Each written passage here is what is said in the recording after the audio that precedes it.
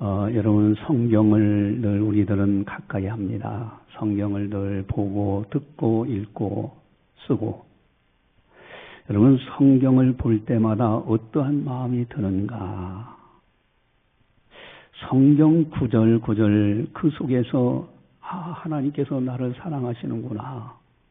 그렇게 느끼고 있는가? 성경은 하나님의 사랑의 편지라고 하는데 과연 나는 성경을 볼 때마다 하나님의 사랑을 느끼고 있는가? 여러분 찬송가 199장 나의 사랑하는 책 하고 나오죠? 3절 두 번째 단락에 보면은 어머니가 읽으며 눈물 많이 흘린 것 지금까지 내가 기억합니다. 그렇게 기록하고 있어요.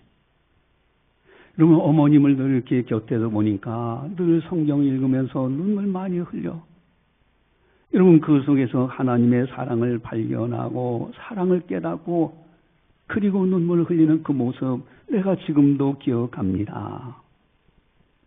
여러분 과연 똑같은 성경을 읽는데 어떤 이는 하나님의 사랑을 곳곳에서 발견해.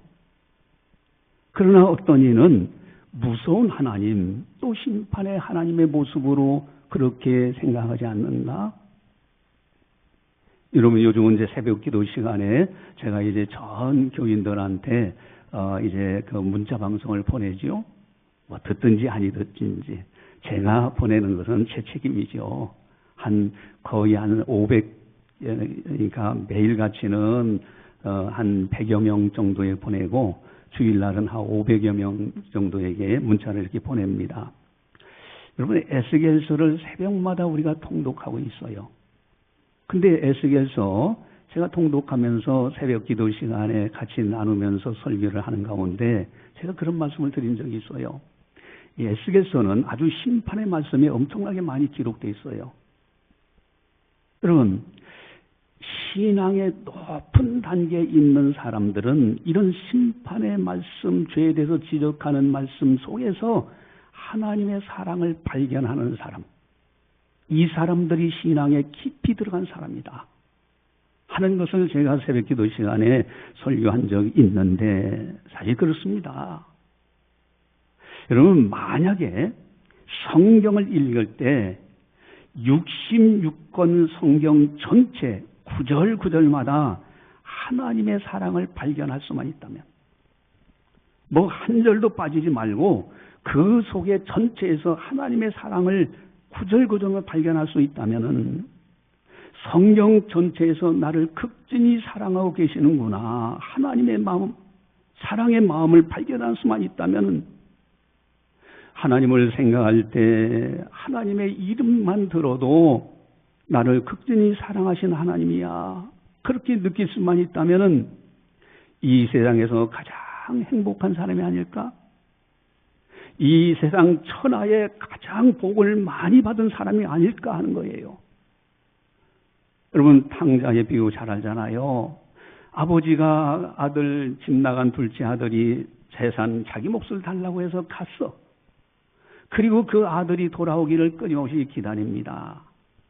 여러분 기다리는 그 아버지의 마음은 그래 너희놈 내 거 갖다가 다 탕진하고 왔지 어디 두고 보자 그런 마음일까요? 끊임없이 다시 돌아와라 돌아오기만 하면은 그래서 먼 곳에 오는 모습을 보고 탕자가 먼저 아버지 발견한 것이 아니라 아버지가 탕자를 발견했어. 달려가서 끌어안아. 여러분 이게 하나님의 마음 아닙니까? 성경 곳곳에 하나님의 사랑의 마음으로 가득 차 있어요. 이 사랑의 마음을 우리가 느끼면서 신앙생활 할 수만 있다면 오나옵기는 이 사랑을 느끼면서 신앙생활 하시기를 주님의 이름으로 축원합니다. 그런데 문제는 성경을 보면은 어떤 때는 어떤 말씀은 아주 사랑하고 위로하고 힘이 되신 말씀들이 있어. 또 반면에 어떤 말씀들은요, 막 죄에 대해서 강력하게 지적하고 심판하시고 두려워하는 말씀들도 있어요. 왜 하나님이 심판하시는데 14,000명이 전염병으로 죽게 하시기도 하고, 그거 하나님이 행하셨다는 거예요. 어떤 사람은 한센시병 문둥병자죠. 걸리기도 하시고요. 즉시 땅이 갈라져서 삼키도 하시고. 도대체 이런 말씀들 속에서 어떻게 하나님의 사랑을 발견할 수 있을까? 또 어떤 본문은 전쟁은 여호와께 속한 것이다 말씀하셔요. 아니 그 전쟁 비참한 거 그게 하나님이 속 안에 있다는 거예요? 도대체 이런 말씀 속에서 어떻게 하나님의 사랑을 느낄 수 있을까? 만약에 성경 전체 한 절도 빠지지 말고 구절구절마다 하나님의 사랑을 발견할 수만 있다면 그 사람의 신앙은 아주 높은 단계에 있는 신앙입니다. 최고의 신앙인의 모습이에요. 여기에는 열등의식도 없고요, 우울증도 없고요, 교만도 없고요, 낙심도 없고요, 욕심도 없어요. 죄악의 늪에서 빠져나오게 돼 있어요. 그래서 선한 사람, 또 거룩한 길, 의로운 길, 선한 길을 걸어가는 하나님의 사랑으로 살아요. 그리고 나보다도 남을 더 생각할 줄 아는 이 차원에서 생각하는 신앙의 높은 단계에서 살아가는 사람이 됩니다. 교회에서 봉사하는 것도 즐겁고 주님께 예물 드리는 것도요 하지못해 인색해 드리는 것이 아니에요. 쓰다 남은 것 가지고 드리는 것이 아닙니다. 하나님께 드리는 것이 그렇게 즐거워요. 기쁨으로 드려요. 내가 못 드려서 안타까운 거예요. 여러분, 고난이 온다 할지라도 더 이상 고난으로 여기지 않습니다. 고난 속에서도 오히려 주님을 찬송하며 주님 앞에 기도해요. 여러분, 바울 사도가 신라와 함께 감옥에 갇혔을 때 얼마나 고통스럽습니까? 오늘날 같은 감옥이 아니에요. 땅에다 굴을 파고 습하고요. 오래 있다면 문둥병 걸리기 쉬운 곳이에요. 그 속에서도 하나님을 찬송해요. 그 속에서도 하나님 앞에 기도해요. 하나님의 기적의 역사로 옥문이 열리면서 나오는 사건 우리 성경에서 봤잖아요. 여러분, 신구약 성경은 하나님의 사랑의 편지라고 합니다. 그런데 어떻게 하면 나는 그 속에서 하나님의 사랑의 마음을 읽을 수 있느냐? 어떻게 하면 하나님의 사랑의 마음을 66권 전체에서 구절구절에서 한 절도 빠지지 말고 그 속에서 느끼면서 살아갈 수 있느냐? 성경 어디를 보아도 하나님은 나를 지극히 사랑하시는구나. 그걸 느낄 수 있는가? 느낄 수만 있다면 그 사람은 정말 행복한 사람입니다. 어떻게 하면 성경 전체에서 하나님의 사랑을 발견할 수 있을까? 성경은 하나님은 어떤 분이신가를 분명히 선포하십니다. 우리 이 핵심을 붙들어야 돼요. 요한일서 4장 7절 8절인데 주보지에 나와 있습니다. 우리 주보지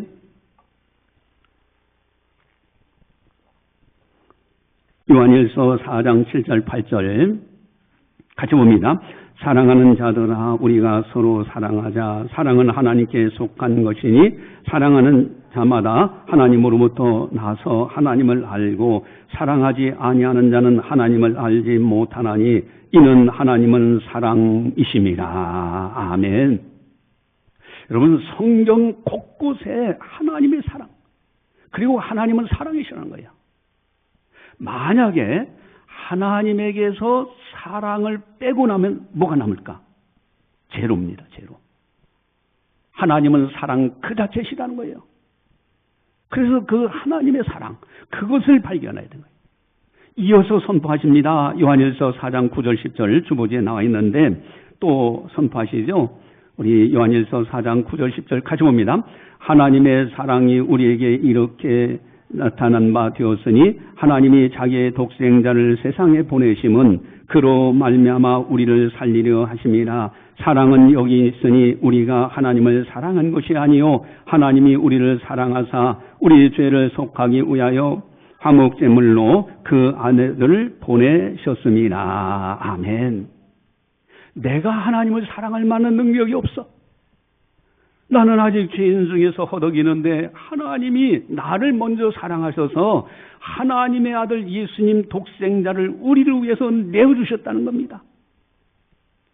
여러분, 우리를 살리려고 예수님을 보내주시고 그 예수님이 십자가에서 어마어마한 고통을 당하시면서 우리를 구원해내신 거예요. 이 사랑은요 어마어마한 사랑입니다. 여러분, 하나님 아버지의 엄청난 사랑, 예수 그리스도의 어마어마한 사랑으로 우리가 구원받았어. 여러분, 어느 소방관이 이제 불나면은 소방관이 목숨 겁니다. 그 소방관들이 일하는 모습을 보면요, 참 그분들 그 희생 정신이 대단합니다. 그래서 이제 그 불 속에 들어가서 자기 생명을 담보로 해서 다른 생명을 살려내는 거예요. 그런데 어느 날 한 소방관이 그 불 속에서 아이 하나를 안고 나와요. 그러면서 그 소방관에게 인터뷰를 할 때 그 소방관이 그렇게 얘기했다고 합니다. 내 기쁨은 내가 살아나온 것이 아니라 이 아이가 살아난 것이 기쁨이다. 여러분, 얼마나 훌륭한 거예요. 그게 하나님의 마음이에요.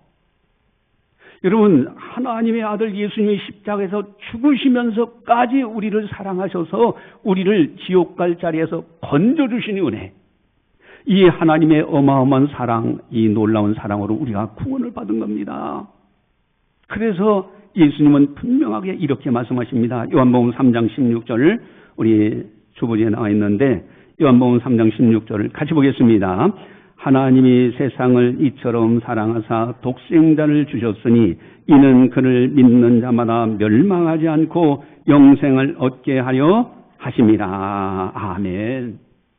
하나님께서 독생자, 여러분 독자 얼마나 애지중지합니까? 그 아들을 십자가에 죽는 자리에 내어줘서 우리를 구원하신 목적은 우리를 멸망시키려고 하신 것이 아니라 영생을 얻게 하려 하심이라고. 분명히 성경 전체에서 핵심적으로 말씀하시는 것, 하나님은 사랑이시고요, 그 사랑의 표현으로 하나님의 아들 예수님을 십자가에 주신 거예요. 그래서 우리들은 구원받은 겁니다. 그 하나님 사랑 때문에 나 같은 죄인이 구원받았어요. 여러분, 가끔가다 그런 생각을 하잖아요. 도대체 나 같은 존재, 내가 누구고 한데? 여러분, 나라는 사람이 어떤 존재입니까? 부족하고 허물 많고요, 죄악 가운데 빠져있는 존재가 아닌가? 여러분, 모태에서 태어날 때부터 죄악 중에 출생했어요. 이미 조상들이요, 그 죄가 내려오고 죄인에서 죄인이, 그래서 마찬가지로 사과나무에서 사과 열매가 맺히듯이 죄인의 몸에서 태어난 우리들은 죄를 가지고 태어난 거예요. 그리고 항상 생각하는 것도 죄성스럽습니다. 그래서 늘 죄악에 가득해 생각으로 죄를 짓는 것이 얼마나 많습니까? 또한 시편 기자는 그렇게 말씀하십니다. 티끌맛도 못한 존재라는 거예요. 여러분, 비행기 타고 쫙 보면요, 사람 보면요, 그 개미 한 마리 지나가는 것 같아. 더 높이 보면 아예 보이지도 않아. 우주 만물을 창조하신 전지전능하신 하나님 입장에서 보면 우리 존재가 뭐가 있겠어요? 그런 티끌만도 못한 존재를 전지전능하신 하나님께서 우리를 위해서 십자가에서 독생자 예수님을 십자가에 내어주셨다. 여러분, 이건 엄청난 사랑입니다. 이건 감격하고 또 감격해요. 그 은혜로, 그 어마어마한 하나님의 사랑 때문에 이제는 하나님의 자녀가 됐어요. 천국 백성이요, 하나님의 사람이 되었습니다. 이제는 더 이상 마귀에게 종로로 타지 않고요, 죄에게 종로로 타지 않고 사망의 종로로 타지 않습니다.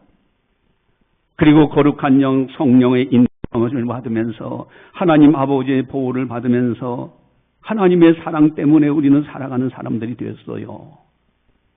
가끔가다 생각하면요, 여러분, 이 목숨이라는 것이 한순간이잖아요. 제 목사도 몸이 아플 때가 있잖아요. 근데요, 어떤 때는 몸이 아플 때 그런 생각이 들어요. 하나님께서 나를 부르실 때가 됐나? 여러분, 하나님께서 부르시면 가는 거예요. 인생이라는 게 뭐 있겠습니까?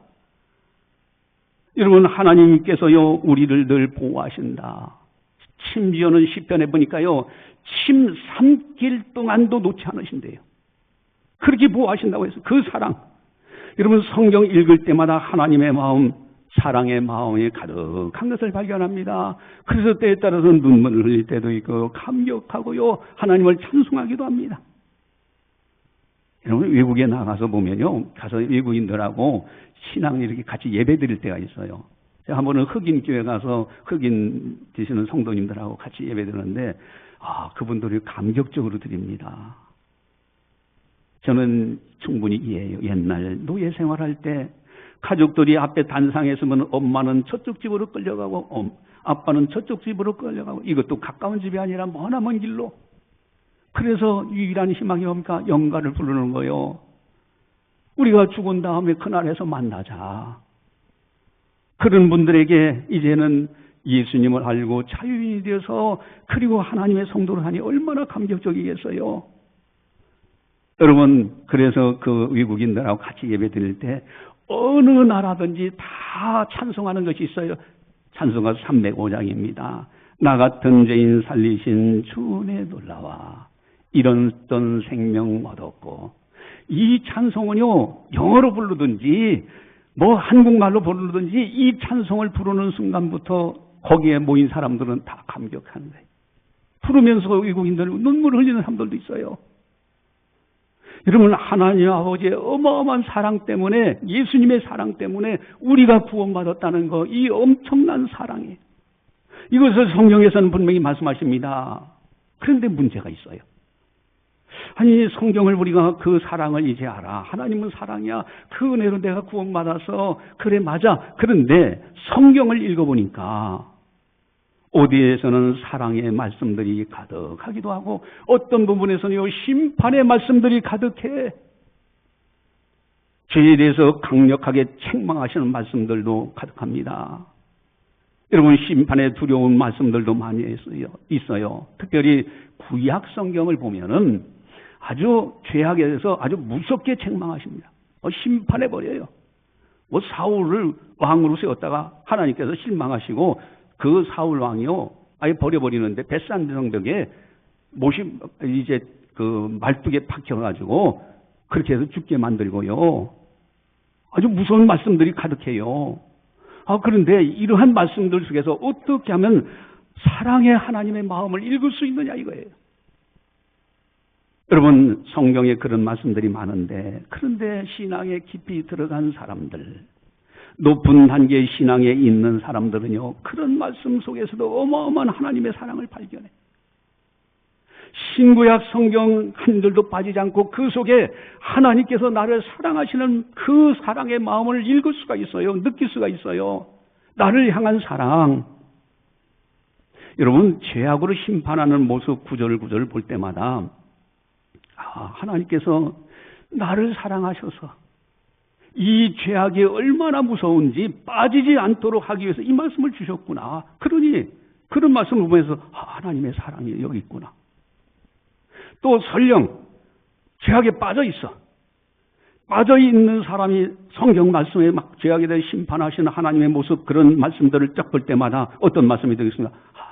하나님께서 나를 사랑하셔서 그 죄악에서 빠져나오도록 건지시려고 나에게 주신 말씀이구나. 그 속에서도 하나님의 사랑이 가득한 걸 발견합니다. 여러분, 성경 읽다가 어떤 사람들은 그렇다고 그러죠. 오늘 주시는 말씀하고 성경 딱 읽었는데 가룟 유다가 목매어 자살하니라. 아이고, 이건 아니야. 다른 본문 느껴. 그게 아닙니다. 여러분, 가룟 유다가 목매 자살했다? 여기 속에도 엄청난 하나님의 사랑이 되게 있어요. 그가 배신하고 배은망덕하게 예수님을 배신했잖아요. 그랬다가 양심의 가책이 들어서 목매어서 자살했던 그 줄이 끊어지는 바람에 배가 터져 나왔잖아요. 이 말씀을 대할 때 어떤 생각이 듭니까? 하나님께서 나를 너무너무 사랑하셔서 이 가룟 유다 같은 사람이 되지 말라고 나에게 주시는 말씀이구나.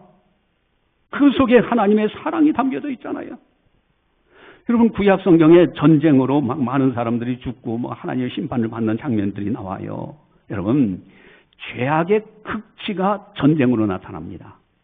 그 전쟁은 지옥 가는 연습이에요. 그렇게 처참한 것이 전쟁입니다. 그러니까 죄악의 극치로 나타나는 그 전쟁, 그 속에서도 하나님이 역사하시는 모습. 그러니 죄악에 빠지지 말라고 우리에게 들려주신 사랑의 하나님의 말씀 아닌가? 그 속에서도 하나님의 사랑을 느끼게 되어 있습니다. 깨닫게 됩니다. 여러분 마치 뭐가 같으냐면 여러분들 자녀들 키울 때 이 자녀가요 잘할 때도 있고 못할 때도 있잖아요. 그러면 막 경고를 합니다. 너 앞으로 이렇게 잘못하면은 내가 너 때릴 거야. 경고를 하죠. 사랑하지 않아서 경고합니까? 또 설령 잘못했어요. 그럼 어떡합니까? 매를 때려요. 때리면서 그럴 때 사랑하지 않아서 매 때립니까? 사랑하기 때문에 매를 때리는 거예요. 사랑이 끊임없는 부모의 사랑이지 않습니까? 마찬가지요. 성경 신구약 성경 곳곳에 보면은 위로의 말씀, 사랑의 말씀도 있는가 하면은 때때로는 죄에 대해서 책망하는 말씀도 있고 심판의 말씀도 있어. 그런 말씀들이 다 나를 위해서 하나님이 주시는 사랑의 마음, 사랑의 말씀들이다. 여러분 성경 곳곳에 하나님의 사랑이 가득 차 있는 것을 느끼는 사람은요 성경을 보면 볼수록 꿀송이 같이 달아. 그 말씀을 소리내서 읊조리기도 하고 또 묵상하면 묵상할수록 더 내 마음속에서 탄 꿀송이 같이 그렇게 아주 아름다운 말씀이 됩니다. 오늘 본문에서도 하나님의 사랑을 읽을 수가 있어요. 23절을 우리 함께 보시면은 23절. 자, 우리 23절 같이 한번 보겠습니다. 주 여호와의 말씀이니라 내가 어찌 악인이 죽는 것을 조금인들 기뻐하랴. 그가 돌이켜 그 길에서 떠나 사는 것을 어찌 기뻐하지 아니하겠느냐. 아멘. 악한 사람이 있어. 저 사람은 심판받아야 돼. 그런데 악인들이 죽는 모습을 조금인들 내가 기뻐하겠느냐. 그 말씀은 악인들은 빨리 회개하고 돌이키라는 거예요. 또 말씀하십니다. 그가 돌이켜 그 길에서 떠나 사는 것을 어찌 기뻐하지 않겠느냐. 회개하는 것, 그 돌이키는 것, 다시 하지 않으려고 하는 것, 이런 것을 하나님이 너무너무 기뻐하신다는 거예요. 이게 하나님의 사랑의 마음으로 가득 차 있잖아요. 그런데 문제는 나는 하나님의 사랑을 느낀다고 하면서 다른 사람들을 정죄해. 남을 정죄하는 의식은 강해. 그런데 정작 나는 하나님의 사랑을 감사치도 않아. 내가 용서받은 것을 감사치도 않아요. 다른 사람, 그래서 늘 손가락질 하는 것이지. 그 하나는 저쪽으로 가고 세 개는 자기에게로 돌아온다 그러잖아요. 요거 하나는 불발이라고 하죠. 어쨌든요, 끊임없이 사람들은요, 남정죄, 이걸 가리켜서 뭐라고 합니까? 내로남불이다. 여러분, 남편이 바람 피는 것은 도저히 용납 못해. 근데 자신은 바람 피고 다녀? 아내가 바람 피는 건 도저히 용납 못해. 근데 그 남편이 바람 피고 다녀? 여러분, 이게 내로남불 아닙니까? 여러분, 이것이 우리는요, 정말로 하나님의 사랑을 느끼면 느낄수록 바르게 살아가는 거예요. 죄악에 빠져서는 빨리 회개하고 돌이켜야 됩니다. 지켜 행하는 거예요. 말로만 나가 회개했다고 하는 것이 아닙니다. 여러분, 자녀들이 있는데, 자녀들이 이 녀석이 잘못했어. 그래서 너 그렇게 하면 안 돼 하고 야단치니까, 잘못했어요, 그래. 근데 똑같은 일을 똑같이 해. 그럼 부모가 그 기뻐합니까? 야단 또 치잖아요. 여러분, 회개하라는 것은 회개하는 돌이키는 거예요. 그럴 때 생명의 길, 거룩한 길이 열려지는 겁니다. 여러분, 하나님은 사랑이셔요. 하나님의 사랑은 영원히 변하지 않습니다. 어제나 오늘이나 동일해요. 하나님에게서 사랑을 빼면 아무것도 없어요. 오늘 본문에서도요, 하나님은 우리를 극진히 사랑하신 걸 말씀하시죠. 바로 앞절 21절, 22절에도 하나님의 사랑을 느낍니다. 우리 21절, 22절을 같이 함께 보겠습니다. 같이 봅니다. 그러나 악인이 만일 그가 행한 모든 죄에서 돌이켜 떠나 내 모든 율례를 지키고 정의와 공의를 행하면 반드시 죽고 죽지 아니할 것이요 그 범죄한 것이 하나도 기억함이 되지 아니하리니 그가 행한 공의로 살리나. 아멘. 죽는다는 단어와 산다는 단어가 있어요. 그런데 반드시라는 용어는 죽는다는 단어 앞에 있지 않아요. 반드시 살고 산다는 단어 속에 있어. 이게 하나님의 마음이야. 내가 죄악 가운데 빠졌느냐? 그러면 회개하고 돌이켜라. 그럼 반드시 산다. 여러분, 이게 엄청난 우리를 향한 사랑의 마음이 아닙니까? 회개의 중요성을 촉구하시는 말씀 아닙니까? 이것이 뭐 나들으라고 때리는 말씀입니까? 아니에요. 하나님의 어마어마한 사랑의 마음이 담겨져 있는 거예요. 그리고 하시는 말씀이 네가 지난날 죄를 지은 거 아예 기억조차 하지 않겠다. 깨끗하게 용서하시겠다는. 이게 사랑의 마음입니다. 그래서 죄에 빠진 사람들은 이 말씀을 볼 때마다 하나님께서 나를 엄청나게 사랑하시는구나. 내가 회개하고 돌이켜야지. 이렇게 되는 거예요. 또한 중요한 또 사랑의 마음이 있는데 하나님의 24절입니다. 우리 24절 같이 한번 보겠습니다.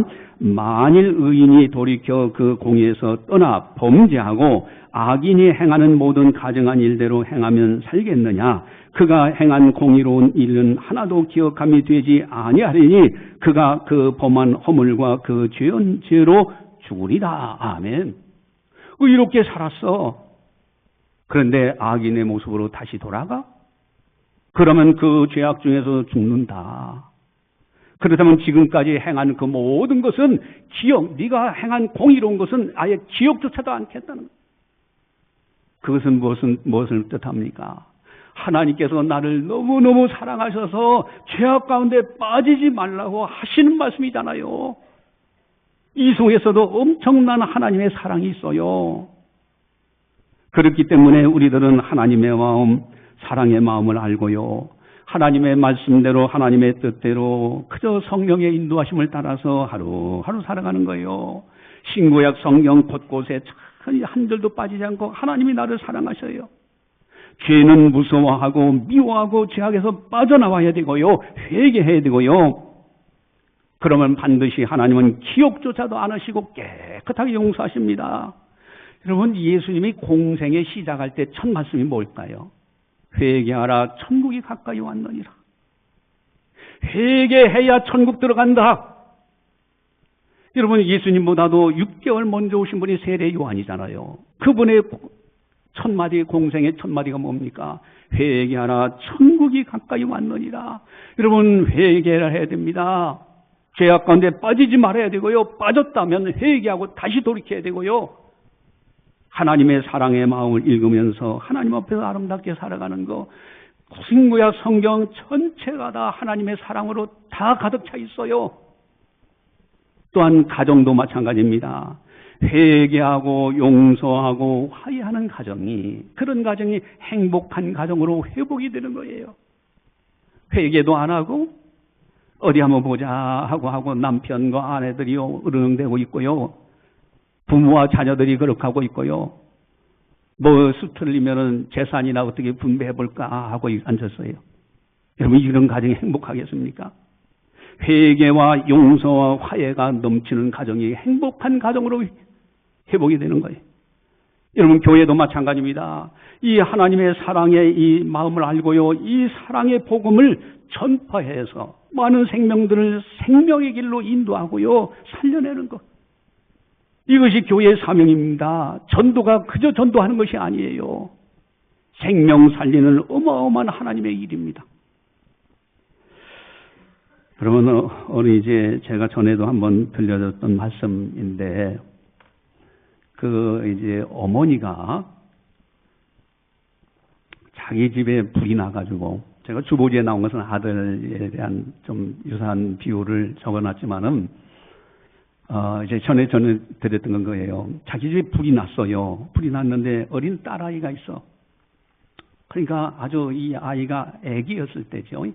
그게 불이 나니까 이 어머니가 그 아기를 구출하려고 막 불길이 막 하는데 그 속에 들어간 거예요. 그래서 아기를 안고 나오면서 얼굴이 화상을 입어가지고, 옛날에는 이 성형수 제대로 된 데가 있습니까? 그러니까 얼굴이 흉측하게 막 찌그러져 있죠. 근데 이 아이가 자라나, 이 초등학생이 되고 뭐 중학생, 고등학생 이렇게 하면서 우리 어머님이 너무 못생겼어. 그러니까 우리 어머니라는 말을 하기가 부끄러워, 창피해.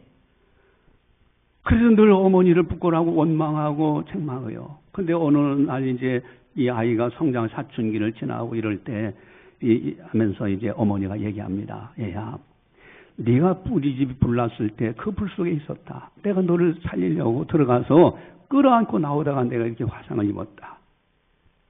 그러니까 이 딸아이가 어머니 목을 안고 울면서 내가 잘못했습니다. 여러분, 십자가의 사랑이 이런 사랑이에요. 하나님의 아들, 하나님 아버지 아들 예수님이 십자가에서 대신 죽어지시는데 화상 입은 정도가 아니라 머리에 가시멜로만 쓰시고요, 양손에 못이 박히고요, 옆구리에 창이 찔려 죽음으로써 우리를 구원해내신 거예요. 그리고 부활하셔서 천국 가는 길을 활짝 열어놓으신 겁니다. 이 어마어마한 사랑. 그러니까 이 성경의 신구약 성경은 하나님의 사랑의 편지예요. 한 절 한 절 그 속에 하나님이 나를 사랑하시는 사랑으로 가득 차 있어. 어떤 말씀을 봐도요, 하나님이 나를 사랑하셔서 이 말씀을 주시는구나. 오나우께는 우리 모두가 하나님의 사랑, 성경 사랑의 편지인 이 성경 말씀을 늘 사랑하시는 주님의 마음을 이해하고 기도하고 찬송하며 믿음으로 승리하며 살자 하는 겁니다. 기도하시겠습니다. 사랑의 하나님 아버지, 감사합니다. 오늘도 성령께서 교회에 하신 말씀을 듣게 하시니 감사를 드립니다.